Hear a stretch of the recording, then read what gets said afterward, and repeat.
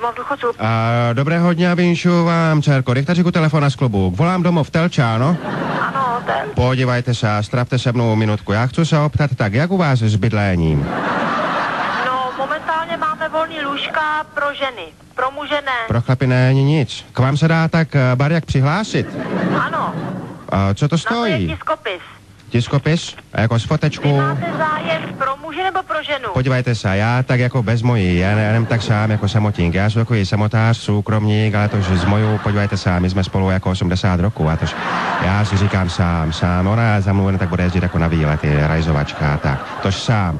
Podívejte se, ale já nechci teďkon, já tak jako do budoucna perspektivu, jenom tak jako sondu zapoušťám, lesky u vás možná. Tak zavolejte nebo napište a já na vaši adresu pošlu tiskopisy. A můžeme jenom tak telegraficky vyťukat, ta přihláška se vyplně tam mají fotečka, kolky se na to dávají, barjaké, nebo... Žádný kolky, nic takového, ne. Napíšu zaměstnání, co dělám, povolání. Jenom potvrzení o výši důchodu toho dotyčního je potřeba. A to, že ale to já nemám, já si furt ještě tak jako soukromničím, jako po nocný v kloboukách a to a kolik je vám?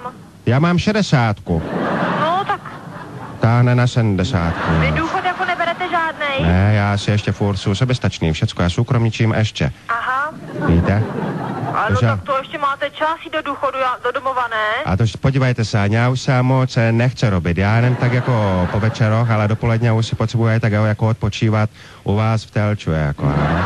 Takže jenom tak chci vědět, jak to tam u vás vypadá, to znám jako tak z mapky. Ale my jsme starý barák, nejsme moc hezký, já nevím, pokoje jsou po 5 lidech taky třeba. To je po 5, to nejsou koje jednolůžkové pokojáče? Ne, v žádném případě. Aha. To byste musel volat nějaký novější domov důchodců. Ne, to žádný. My jsme starý historický barák, víte? Starý historičák, ano. Podívejte se, takže 5 chlapů je tam na jednom pokoju. Jo. A jakou to má výbavu, ty pokoje? Je tam jako telka, nějaké videjka tam jsou?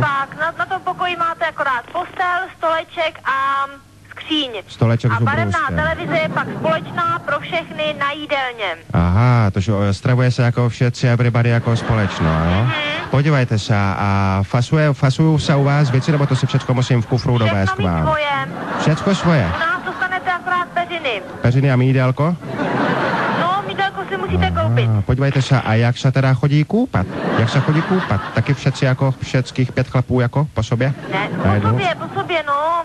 Po jednom, to já jsem takový stydlivý, to že já tam s chlapama nemůžu tak jako vyvádět, to ne. Podívejte se, robíte nějaké zájezdy, jako tak něco jako pro kulturu? Ne, helejte, u nás je průměrný věk skoro 80 let. To by byl mlaďoch. Tak, takže těch lidí, co mají zájem o zájezdy, je moc málo. Podívejte se, jsou tam balkóny? Ne.